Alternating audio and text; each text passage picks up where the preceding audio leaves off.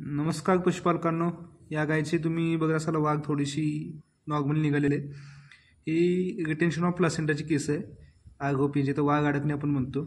रात्री 11 वाजता या गायची डिलिव्हरी झाली होती आणि सकाळी 9 वाजता तुम्ही व्हिडिओमध्ये पुढे बघालच इनोनॉलची जी बॉटल येते ती त्यांनी पाजली होती. या बॉटलचा बऱ्यापैकी रिझल्ट भेटतो. 2 तासाच्या आसपास वाघ निघून जाते. तरी ह्या गायची बिलकुलही वाघ सुटली नव्हती. दुपारी 2 वाजता त्यांनी मला फोन केला आणि मी जाऊन एक 10 ते 15 मिनिटात तिची व्यवस्थित वाघ काढले. एक 15 मिनिटात तुम्ही बघत असाल पूर्णतः वाघ व्यवस्थित निघालेले, कुठेही ब्रेक झालेले नाही, ओढताना बिलकुलही नाही. हे ग्लोव्स पडलेत आपले. आणि गाय आता कळा वगैरे काही देत नाही आहे, सुस्त आहे गाय, व्यवस्थित खाणंपिणं चालू आहे.